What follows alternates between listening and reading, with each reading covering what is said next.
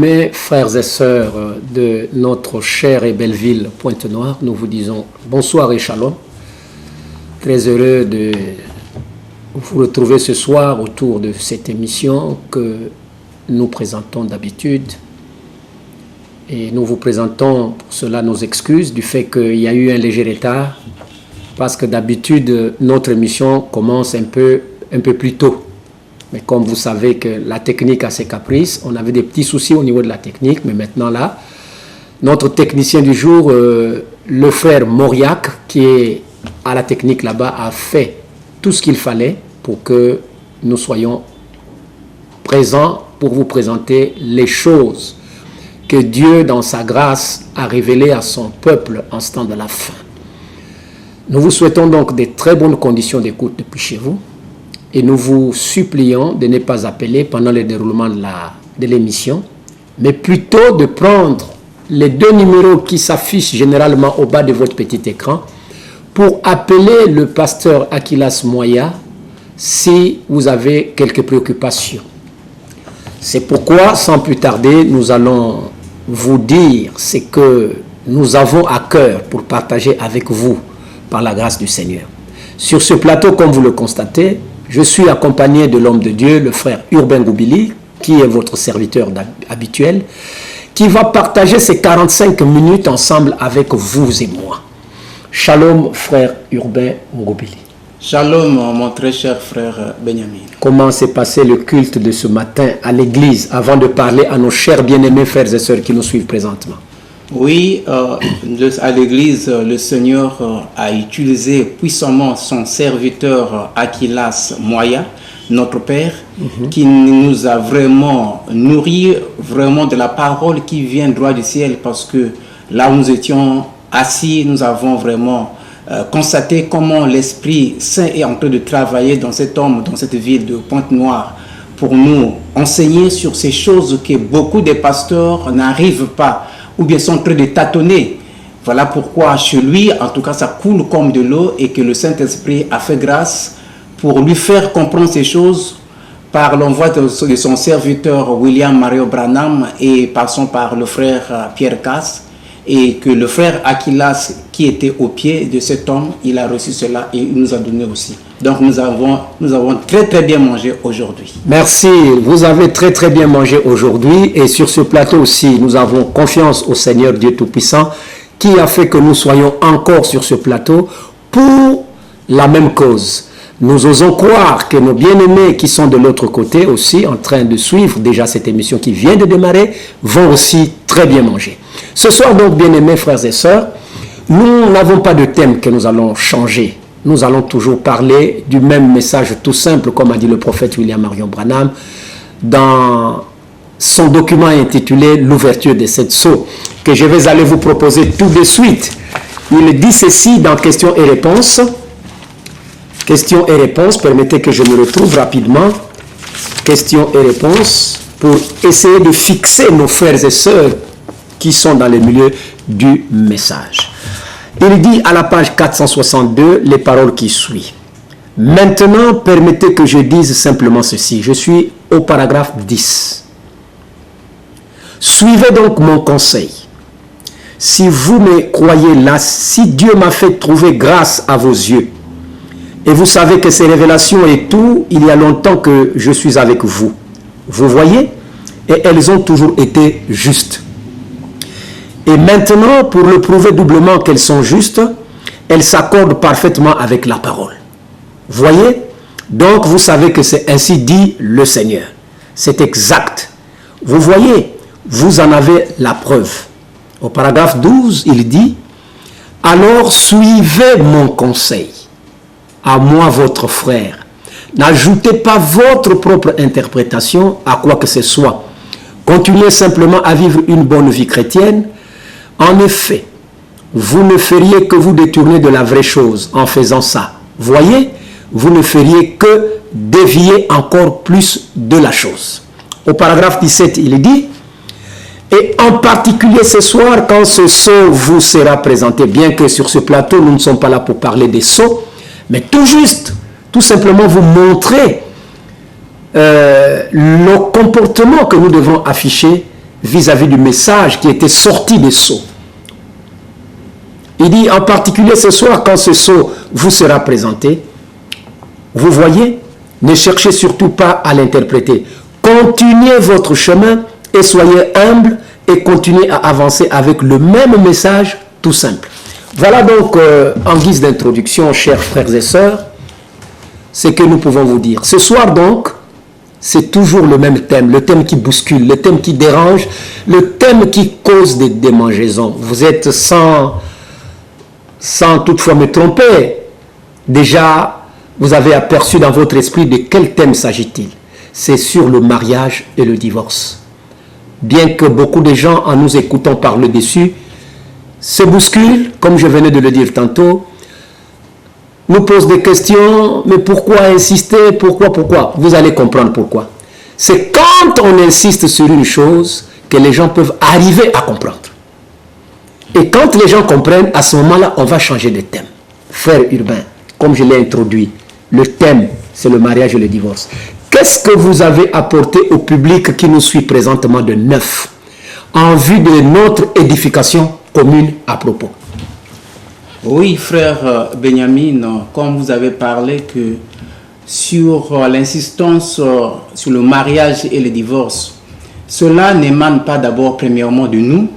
C'est même l'apôtre Paul qui dit à son fils Timothée, insiste, l'occasion soit favorable ou non. Vous voyez d'abord le mot insister, c'est lui qui a d'abord aussi prononcé ça dans les Saintes Écritures. Et le prophète de l'âge, William Marion Branham aussi, il est dit la même chose ici dans sa prédication mariage et divorce à la page 18. Il dit ceci au paragraphe 79. Il dit ne la voyez-vous pas, elle, l'Église, au travers de celle-là, elle a brisé la parole de Dieu, ce qui l'a rejeté complètement en dehors de la continuité. Voilà ce que l'Église a fait et elle a toujours entraîné dans la mort spirituelle. Vous comprenez maintenant pourquoi j'insiste tellement sur ces choses. Et il dit, c'est parce que cela, c'est la vérité. Vous voyez, il dit, c'est parce que c'est la vérité. Ce sont des faits bibliques. Donc, si nous insistons sur le mariage et le divorce, mais c'est parce que le prophète William Marion Branham a dit, mais c'est parce que c'est le fait, c'est la vérité. C'est le fait biblique. Donc, si le mariage et le divorce n'étaient pas bibliques, on ne devait pas insister, on ne devait pas la prêcher. Et arrêtez donc de dire que la polygamie est un péché. Parce que le péché, d'après la Bible, que nous tous nous lisons, si vous pouvez aller dans un Jean là-bas, la Bible dit que le péché, c'est la transgression de la loi. S'il n'y a pas une loi qui condamne quelque chose, ni toi prédicateur, ni toi frère qui écoute, ne condamne pas, n'appelle pas ça le péché. Parce que chaque péché dans la Bible a un nom. La polygamie n'est pas un péché. Si vous pouvez encore aller plus loin dans la Bible toujours, vous allez voir que dans Romains au chapitre 4, depuis le verset je crois 15, car la loi produit la colère et là où il n'y a pas de loi, il n'y a pas non plus de transgression. Donc nous en prêchons pour ramener le peuple à reconnaître que la polygamie elle est bel et bien biblique, nous n'avons pas péché. Et la polygamie aussi n'est pas un péché.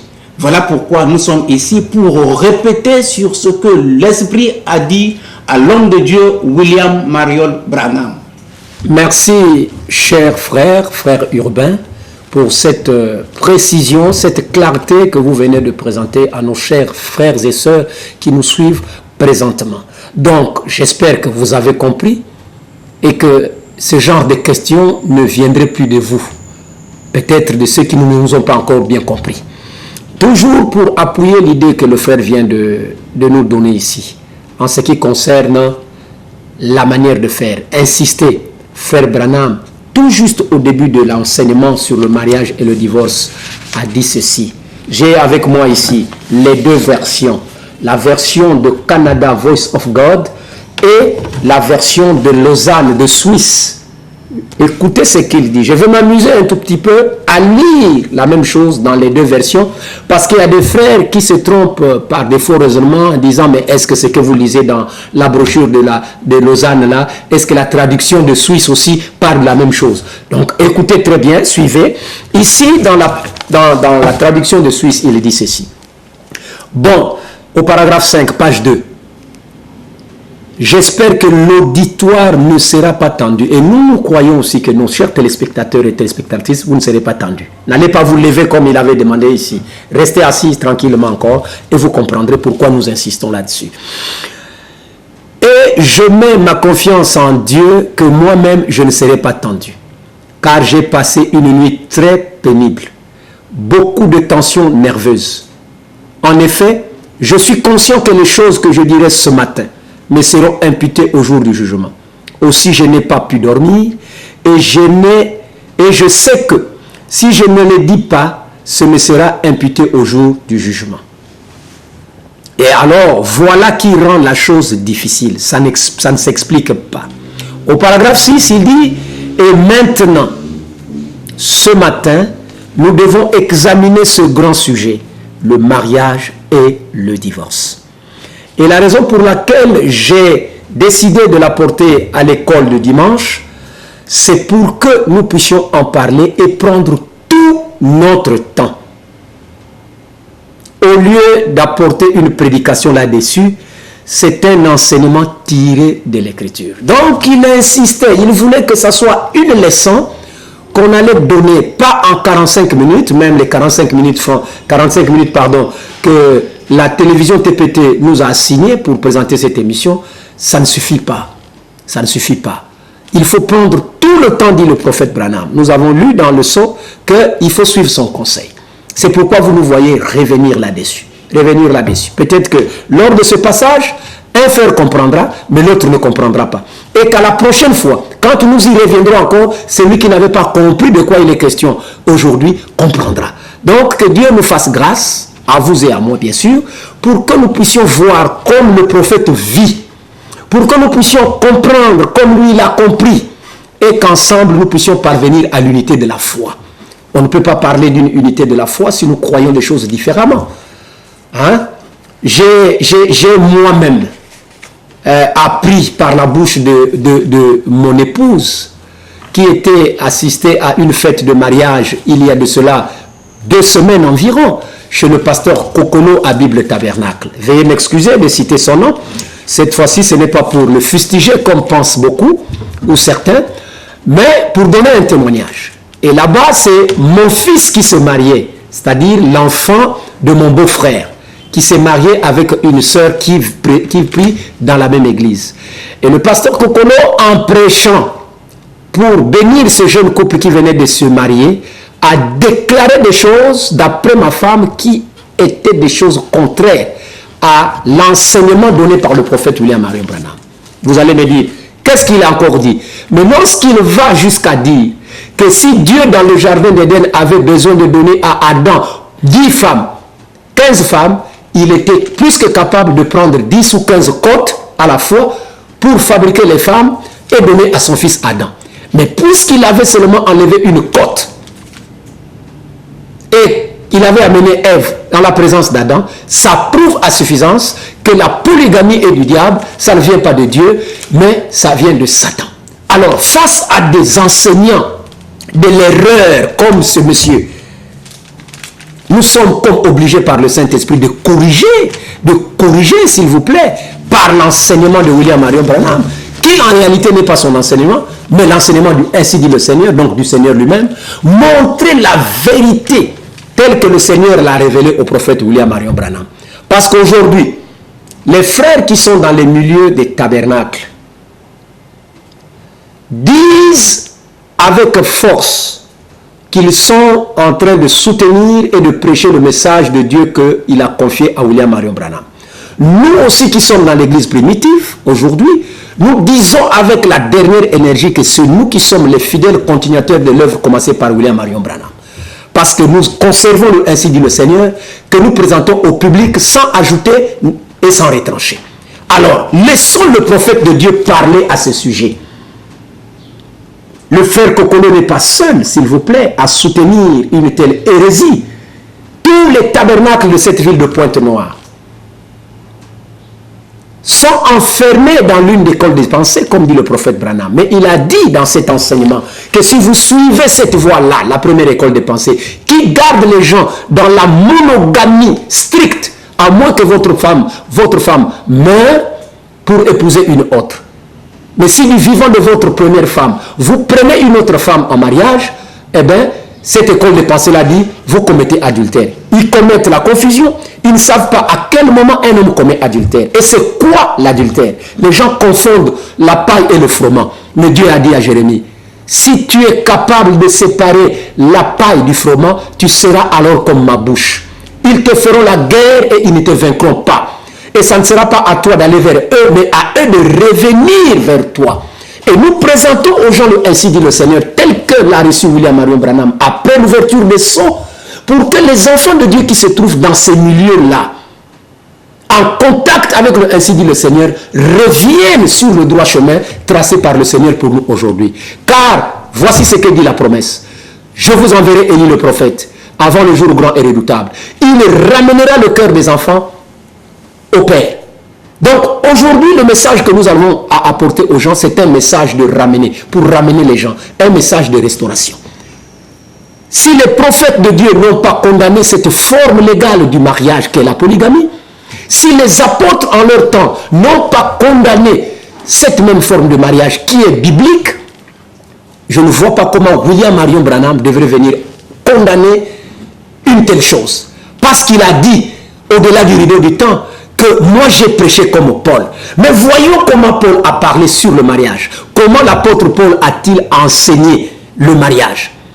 Pour que nous puissions voir aussi comment Branham, au temps de la fin, a enseigné sur le mariage et le divorce, pour que nous voyions parmi les deux s'ils ont parlé de la part du même Dieu, ou bien si l'un a dit la vérité et que l'autre a dit le mensonge. Mais à ce que nous, l'Église primitive, nous sachions.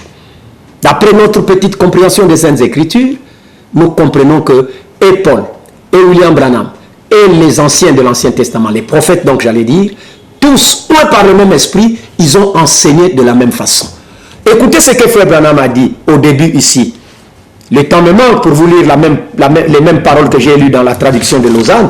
Ici, il dit, j'ai perdu le sommeil. Commençons au tout début, avant que je ne remette la parole à mon bien-aimé qui est à ma droite. Ici, au paragraphe 4 de Lausanne, il dit, tout juste au début, il dit, j'espère maintenant que l'auditoire ne sera pas tendu. C'est ce que je vous ai lu tantôt dans la traduction de Lausanne, de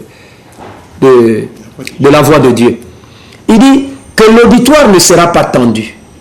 Et je fais confiance à Dieu que je ne serai pas trop tendu. Car j'ai passé une nuit très pénible. Arrêtons-nous là d'abord, bien-aimés frères et sœurs. Vous qui nous critiquez dans les coins des rues, vous qui parlez en mal de nous, alors que nous sommes là pour ne dire que la vérité dans vos églises. Vous nous critiquez, vous nous calomniez. Posons-nous la question, la simple question de savoir, qu'est-ce qui avait fait que le prophète ici puisse perdre le sommeil? À vous de répondre. Qu'est-ce qui avait fait que la tension du prophète puisse aller à la hausse? Et dans quelle école de pensée se retrouvait-il? Parce qu'il nous dit qu'il y a deux écoles de pensée chez nous au sujet du mariage et du divorce. Attendez, je vais partir dans la page 14 pour vous montrer qu'est-ce qu'il dit de là. Il dit, paragraphe 52. Pardon, paragraphe 50. Si c'est ainsi, nous avons deux écoles de pensée au sujet du mariage et du divorce.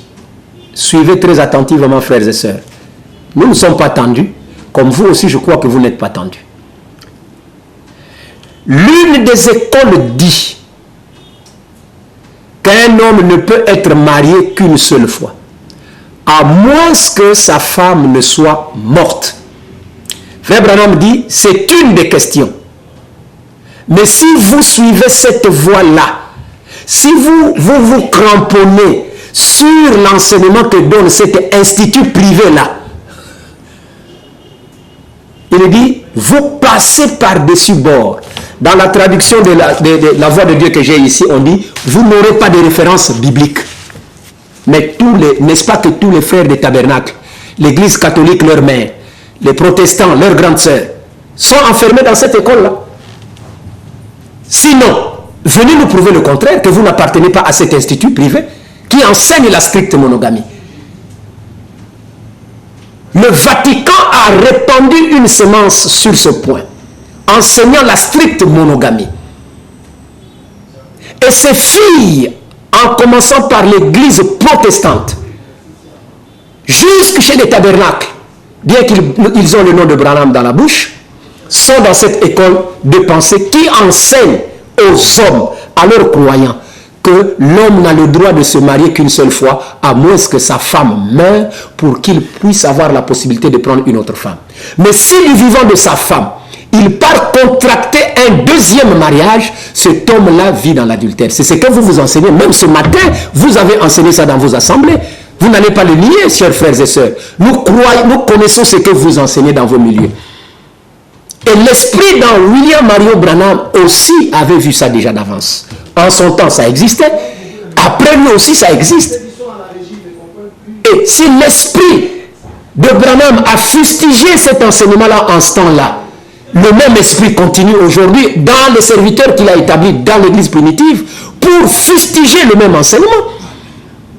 Donc ici, au début, il dit, j'ai passé une nuit très pénible, beaucoup de tensions nerveuses. Est-ce que c'était pour venir nous enseigner ce qu'enseignent ces deux écoles de pensée, ou bien pour venir nous apporter la révélation? Et la révélation a toujours été contraire aux pensées humaines. Et même Branham, avant l'ouverture des sceaux, avant de recevoir la révélation sur la montagne au sujet du mariage et du divorce, était enfermé dans cette école de pensée que nous avons citée ici. Il croyait lui aussi, pendant un moment, que l'homme n'a le droit de se marier qu'une seule fois. Mais quand il a reçu la révélation, c'est ça qui l'a bouleversé le sommeil, c'est ça qui lui a donné une tension nerveuse.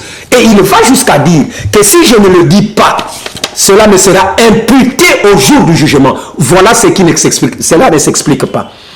Il continue en disant, je n'ai pas pu dormir et je sais que si je ne le dis pas, si je ne publie pas la révélation que le Seigneur m'a donnée au sujet du mariage et du divorce, révélation qui est contraire aux enseignements des deux écoles de pensée à ce sujet, cela me sera imputé au jour du jugement. Il dit, c'est ce qui fait que c'est difficile. On ne peut l'expliquer. Si vous croyez que ce que Branham a dit, il l'a dit au nom du Seigneur Jésus-Christ, Yeshua HaMashiach. Mais enseignez à vos disciples la vérité à ce propos, comme fait l'église primitive, sans ajouter, sans retrancher.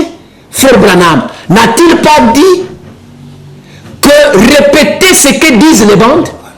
Vous voulez répéter les bandes de 59, les bandes de 58, les bandes de 60. Mais pourquoi ne voulez-vous pas répéter la bande de 1965 au sujet du mariage et du divorce? Pour que le peuple qui nous écoute puisse, par le moyen du discernement, voir lui-même ce qui est faux de ce qui est juste. Donc, pour me reposer un tout petit peu, je vais remettre la parole à mon cher frère qui est là, qui emboîtera aussi le pas dans le même sens. Frère Hubert, à vous la parole. Oui, frère Benjamin. Vous voyez que j'aimerais peut-être encore ajouter dans l'écriture par rapport à ce que les gens disent, qu'avec un seul cœur, comment quelqu'un peut aimer 2, 3, 4, 5, 6 femmes. Vous voyez encore l'ignorance là-dessus. Je viens de vous montrer que la polygamie n'est pas un péché parce qu'il n'y a pas une loi qui condamne la polygamie. Et aujourd'hui encore, je vais encore vous dire, vous qui dites que comment avec un seul cœur un homme peut aimer beaucoup de femmes. Mais lui-même, le Seigneur que nous prions, Yeshua HaMashiach, il dit dans la Bible, dans Jean chapitre 13, si vous avez la Bible, lisez, vous allez voir, le disciple que Jésus aimait beaucoup. Mais il avait beaucoup de disciples, mais il y a un disciple que lui, il aimait beaucoup. Donc c'est comme aussi quelqu'un qui a beaucoup de femmes, il y a une femme qui lui aime, que lui, il aime beaucoup, mais une femme qui est soumise. Mais on peut que l'aimer. C'est ça que l'apôtre Paul dit. Femmes, soyez soumises chacune à votre mari. Et après, il descend en bas, il dit au mari, il dit, vous, les maris, aimez vos femmes. Mais une femme qui est soumise est aimée par son mari. Mais la femme qui n'est pas vraiment soumise, comment un homme peut vraiment la aimer? Donc, pour montrer que un homme, avec son cœur, il peut aimer aussi beaucoup de femmes. Et ne cherchez pas à condamner cela, parce que si vous condamnez cela, vous allez condamner Dieu. Parce que la Bible dit, si vous lisez dans Ésaïe au chapitre 54, le verset 5, ton créateur est ton époux. Vous voyez que là, la polygamie commence déjà avec le Dieu. Vous continuez toujours avec l'apôtre Paul. Dans 2 Corinthiens au chapitre 11, depuis le verset 1, je suis jaloux de vous d'une jalousie de Dieu. Et puis il dit pourquoi? Il dit mais parce que je vous ai fiancé, vous, je vous ai fiancé à un seul époux, qui n'est autre que Christ. Vous allez voir que maintenant l'apôtre Paul, Pierre et Jean plutôt, dans Apocalypse chapitre 21, il voit la femme en question. Le vous en question, il le représente. Frères et sœurs, la Bible est claire. Si un homme qui a beaucoup de femmes l'aime l'une plus que l'autre, qu'est-ce qu'il va faire? Mais lisez donc Deutéronome au chapitre 21, le verset 15. Vous voyez que même la loi soutient le mariage polygamique et non le mariage monogamique. Pour appuyer sur ce que le frère Benjamin vient de dire, je vous lis aussi le prophète Branham là-dessus. Tout juste au début, qu'est-ce qu'il dit? Il dit à la page 3, le paragraphe 12, il dit ceci. Il y en aura sans doute parmi vous beaucoup qui ne seront pas d'accord avec ce qui sera dit. Mais je désire vous prouver ces choses par la Bible. Pas par le Coran, mais par la Bible. Et il dit, et alors je crois que si vous voulez simplement écouter dans le respect, vous aurez une meilleure compréhension et une meilleure conception de ces choses sur lesquelles j'insiste continuellement. Pas une seule fois, mais continuellement. Et voilà pourquoi dans cet enseignement, frères et sœurs, mariage et divorce, lisez ça beaucoup. Pourquoi les pasteurs tonneristes qui se disent du message sont en train de priver les frères et les sœurs d'enquérir ou de lire mariage et divorce? Mais c'est pour cacher la vérité. Mais le prophète Branham a dit même dans le 3e Exode que de prendre cette bande, de donner même chez les magistrats, pour que lorsqu'ils vont juger le problème sur le couple, ou bien sur le problème de mariage et de divorce, qu'ils tiennent compte de ce que Dieu a dit dans notre temps aujourd'hui. Frères et sœurs, évitez, arrêtez de critiquer la polygamie. Mais on n'a pas dit que chaque homme doit être polygame. Non. Mais c'est évident à nous tous de croire que la polygamie n'est pas un péché. Si tu crois comme ça, c'est bon. Mais ne critique pas si tu n'as pas la capacité de le pratiquer. Si tu n'as pas la capacité, ne le critique pas, a dit le prophète Branham. Merci frère Benjamin. Voilà, pour emboîter toujours dans la même chose. Notre but ici n'est pas de froisser quelqu'un dans ses croyances. Nous respectons ce que croit chacun parmi vous. Mais notre mission à nous, l'Église primitive, consiste à présenter la vérité de l'heure aux enfants de Dieu. Parce que c'est la nourriture qui avait été envoyée du ciel pour eux. Selon qu'il est écrit, ce qui est révélé est à vous et à vos enfants à perpétuité. Et ce qui est caché est à Dieu, c'est ça qui fait sa gloire. Tel que le mariage et le divorce, c'est une révélation qui nous est parvenue du ciel, que Branham n'a pas voulu cacher, bien que ça l'a bouleversé le sommeil, mais qu'il a transmis fidèlement avec le sceau du ainsi dit le Seigneur. Et ça, nous insisterons toujours parce que c'est la vérité divine. Amen. Mais quant au 7e sceau et les 7 tonnerres par exemple, ça ce sont des mystères cachés, des mystères inconnus que Dieu n'a pas voulu rendre publics aux gens. Alors, pour revenir sur ce sujet, toujours dans ce qui concerne les deux écoles de pensée. Ici, à Lausanne, il est dit ceci. À la voix de Dieu, il est dit ceci. À la page 11, au paragraphe 66. Vraiment, nous avons beaucoup de choses à dire là-dessus, mais le temps nous manque. C'est pourquoi nous reviendrons plus tard pour venir encore enfoncer le clou. Il dit, bon, alors, si tel est le cas, il y a deux écoles de pensée chez nous au Congo. En ce temps-là, c'était chez eux aux États-Unis d'Amérique. Mais chez nous au Congo, ici, il y a deux écoles de pensée sur le mariage et le divorce. L'une d'elles dit, donc affirme, qu'un homme peut se marier seulement une fois, à moins que sa femme ne soit morte. Et ça, c'est une des questions. Mais si on se conforme à ça, dit William Branham, on va au-delà des bornes. Et l'autre, elle, notre école, notre université privée affirme, oh, si la femme ou le mari, n'importe lequel des deux, a commis un adultère, n'importe lequel des deux peut être répudié et se remarier. Frère Branham dit, vous vous retrouvez au-delà des bornes avec ça. Alors, vous voyez, ce n'est ni le sud-est, ni le nord-est. Nous voulons aller directement à l'est. En allant dans cette direction-ci, c'est-à-dire en soutenant ce qu'enseigne cette première école de pensée qui enseigne la stricte monogamie, il dit, vous manqueriez des références bibliques.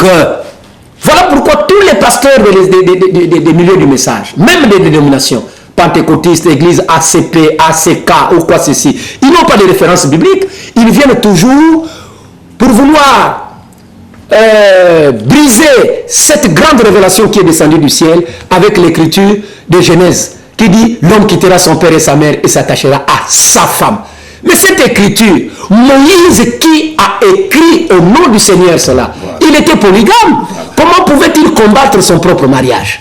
Et Matassa, votre leur, Métessé, nos voleurs, ce sont des adjectifs possessifs. Ce ne sont pas des adjectifs, je crois, numéraux ou cardinaux, ou des articles définis. Vous étiez à l'école peut-être plus que nous, les églises primitives. Nous n'avons pas fait des hautes études pour la plupart d'entre nous.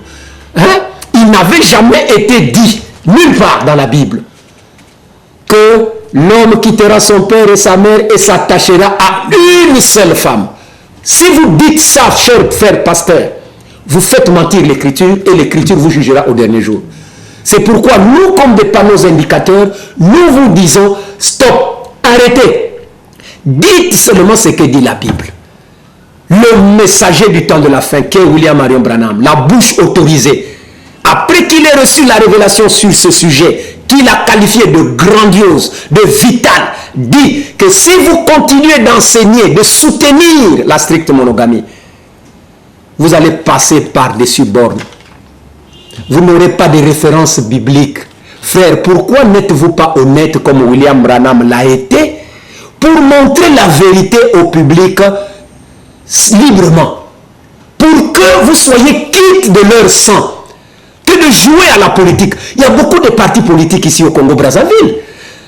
Laissez la prédication et allez adhérer dans ce milieu des partis politiques là où il y a beaucoup de tromperies. L'église est un endroit où il faut dire la vérité au peuple du Seigneur. Ce n'est pas un milieu où il faut venir mentir les enfants de Dieu.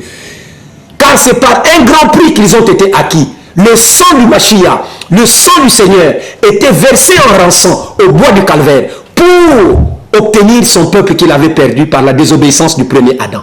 Donc le devoir de nous les hommes de Dieu aujourd'hui, si nous le sommes réellement, consiste à leur dire la vérité, rien que la vérité, parce que c'est elle seule qui libère. Vous avez peur de présenter cette vérité à vos fidèles parce que vous dites, nos églises vont se briser. Mais qu'est-ce que vous voulez? Celui qui est né de Dieu écoute les paroles de Dieu et il se rangera du côté de la parole. Votre mission consiste à publier la vérité telle que le Seigneur l'a révélée. Et le tout est remis entre les mains du Seigneur. Mais vous jouez à la politique. Vous êtes des hommes politiques dans les milieux des églises. Malheur à vous. Parce que vous faites dire à Branham ce que Branham n'a pas dit. Vous faites dire à la Bible ce que la Bible n'a pas dit. Écoutez encore ce qu'il dit au sujet de ces deux écoles de pensée. Au paragraphe, à la page 40, au paragraphe 215. Là, je suis dans la traduction de Lausanne, de Suisse. Il dit ceci. Le Seigneur continue à révéler cela de la manière dont il révèle sa parole. Mais gare à nous si nous essayons de le répudier et d'en épouser un autre. Certainement que nous comprenons clairement maintenant pourquoi les deux théories sont fausses. Vous voyez comment il est en train de fustiger les deux enseignements que donnent ces deux grandes universités mondiales dans lesquelles vous appartenez. Il dit, maintenant qu'il a révélé les choses, nous comprenons maintenant pourquoi les deux théories sont fausses. C'est-à-dire, les deux grandes écoles de pensée qui ont chacune d'elles son enseignement ou sa manière d'expliquer comment le mariage devrait se faire, ont tort. Nous comprenons maintenant. Vous ne pouvez pas faire aller les choses dans cette direction-ci, dans la première école de pensée. C'est la perdition. Donc vous voyez que vous êtes perdus, frère. Amen. Vous êtes vraiment perdus. Les prédicateurs qui vous enseignent la parole sur ce sujet, pour ne prendre que le sujet du mariage et du divorce, vous embrouillent la voie que vous devez normalement suivre. Ressaisissez-vous, examinez par le moyen du discernement la vérité au sujet du mariage et du divorce. Arrêtez avec le fanatisme aveugle. Comme a dit le frère Urbain, l'homme de Dieu, ce n'est pas qu'on vous oblige d'être polygame. Non, mais vous êtes condamné de reconnaître qu'après la chute, voilà, la seconde alliance qui a été instituée par le Seigneur Jésus-Christ, qui est le même hier, aujourd'hui et éternellement, c'est un homme et un groupe de femmes. Ce n'est pas obligatoire, mais vous êtes obligé de croire cela parce que l'homme ne vivra pas que de pain seulement, mais de toute parole qui sort de la bouche de Dieu. Et la bouche de Dieu, quand elle s'est ouverte aujourd'hui, pour parler de la manière que le vrai mariage devrait se faire, il nous a montré aussi la forme polygamique du mariage. Qui sommes-nous pour annuler un décret divin? Si on n'arrive pas à annuler le décret que les ministres de la terre, des pécheurs comme ça là, prennent ici sur la terre, a fortiori un décret divin. Qui sommes-nous pour annuler une décision que Dieu a eu à prendre? C'est pourquoi nous vous demandons, frère, avec amour, nous ne sommes pas fâchés. Mais nous sommes fâchés, d'autre part, par rapport aux choses qui sont en train d'être dites sur une grande leçon, un grand enseignement que Branham a appelé le remède. Ça ne peut pas nous réjouir. Tout homme qui a le Saint-Esprit de Dieu sur lui, tout homme qui est tant soit peu spirituel, comme il dit dans la même brochure, il verra au premier coup que la question ne se pose pas. Nulle part dans la Bible, on a dit à l'homme qui ne le peut pas. C'est toujours à la femme qu'on dit qu'elle ne peut pas entretenir deux hommes, deux relations intimes à la fois. Si elle le fait, et lui, et elle, la femme, et l'homme qui la découvre, sont dans l'adultère. Voilà, frère Urbain, ce que je peux dire pour l'instant, avant que tu me remettes la parole et qu'on clôture, pour rentrer à la maison, se réjouir. Oui, frère Benjamin, sur l'écriture que vous avez parlé, dont Moïse a écrit dans Genèse chapitre 2, le verset 24, qui parle que l'homme quittera son père et sa mère, s'attachera à sa femme et les deux devenus seule chair. Cette écriture, ça ne parle pas ni du mariage monogamique, ni du mariage polygamique. Le mot que les prédicateurs devaient chercher à expliquer aux laïcs ou bien à leurs croyants, c'est le mot d'abord, premièrement, s'attacher. S'attacher là, c'est quoi? C'est l'accouplement, c'est pas le mariage. Parce que l'Écriture dit, dans 1 Corinthiens au chapitre 6, vous pouvez aller depuis le verset 15, mais je peux vous demander de lire le verset 16. La Bible dit, ne savez-vous pas que celui qui s'attache à une prostituée devient seule chair avec elle? Or, lorsque les hommes vont souvent aller s'attacher à Rex avec les prostituées, ce n'est pas le mariage, frères et sœurs. Vous, les hommes de peuple, vous connaissez où se trouve Rex. Qui ne connaît pas cela? Que ce soit les chefs, que ce soit les brigands, les bandits, de tout ce monde connaît Rex. C'est là-bas où ils vont finir leurs besoins. Mais personne, lorsqu'ils vont là-bas, il laisse sa femme à la maison. Mais c'est ça l'attachement, il va s'attacher à cette femme. Et lui, et cette prostituée deviennent seule chair avec elle. Cela ne veut pas dire que un, deux, comme a dit le frère Benjamin tout à l'heure, frère, vous qui enseignez, vous enseignez quoi? Si vous voulez comprendre cela, cette écriture de Genèse chapitre 2, le verset 24, lisez ça, l'apôtre Paul explique ça dans Éphésiens. Il dit que c'est un mystère. Il veut montrer aussi Christ avec son épouse. Frères et sœurs, vous lisez quoi? Vous comprenez quoi? Vous lisez quelle brochure? Regardez ce que le prophète Branham dit pour laisser la place au frère Benjamin, parce que le temps nous presse. Lui est en train de parler clairement sur les écoles de pensée. Mais ici encore, il y a quelque chose que je viens de voir. Au paragraphe 62, il dit, il y a deux pensées au sujet du mariage et du divorce.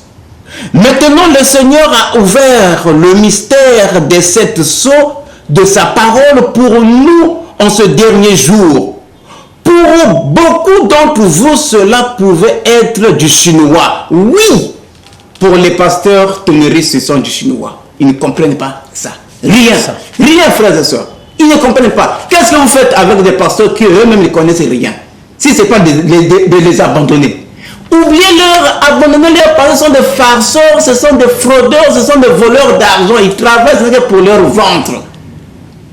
Qu'est-ce qu'ils font avec une femme lorsqu'elle est dans les menstrues?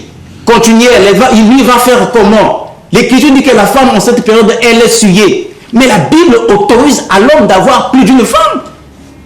Enseignez tout le monde, la femme ne peut rien faire. Elle ne pouvait même pas rentrer dans le temple. C'est comme ça que les gens sont faibles. Même les Ngounza, si vous apprenez, dépassent les pasteurs de l'église, des églises aujourd'hui, surtout les tonneristes. Les Ngounza connaissent que lorsqu'une femme est dans cette période, elle ne peut pas aller dans leur endroit.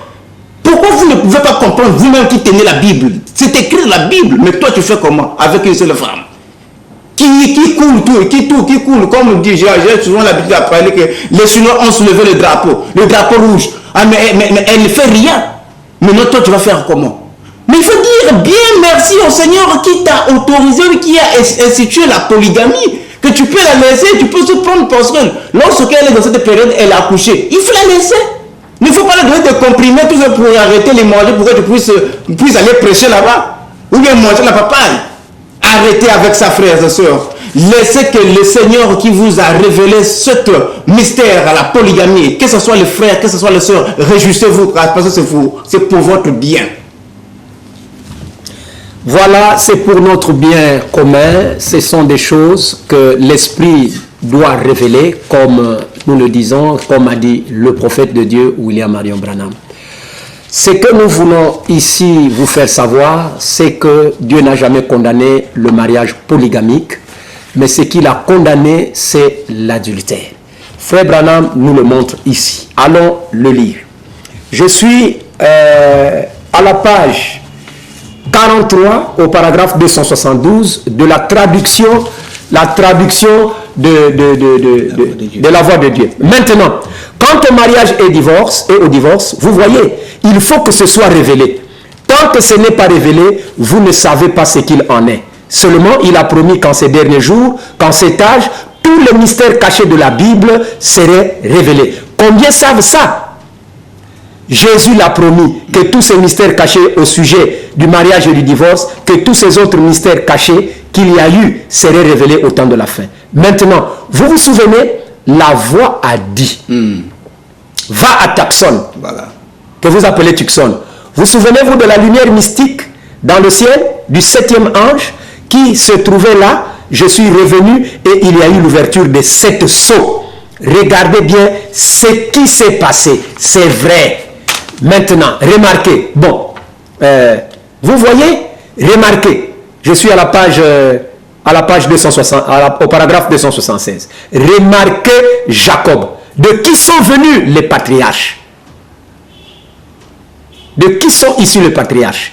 Il avait au moins une douzaine de femmes. Il a épousé 2 sœurs. Et il a eu des concubines en plus des femmes avec lesquelles il vivait en concubinage. Et c'est ces concubines-là que sont nés ces patriarches. Pas vrai? L'Assemblée dit Amen. Vous voyez, il faut que la parole s'enchaîne dans l'harmonie. Donc ne mettez pas, pour terminer, une contradiction entre le Nouveau Testament et l'Ancien Testament. Il faut que et l'Ancien et le Nouveau Testament s'emboîtent. On nous signale de l'autre côté de la vitrine que notre temps est complètement épuisé, mais qu'à cela ne tienne, revoyez la même émission que nous venons de tenir aujourd'hui en direct, vendredi à 17 h en rediffusion, et dimanche, c'est sûr que nous allons revenir encore ici, toujours pour insister sur le mariage et le divorce, parce que c'est le grand sujet. Et le grand mariage qui va avoir lieu en ce temps de la fin, c'est le mariage de Christ, l'époux céleste, et l'Église qui est l'épouse terrestre, qui est composée de beaucoup de membres, beaucoup de membres. Amen. Passez une excellente soirée chez vous, et si telle est la volonté du Seigneur, nous nous reverrons prochainement.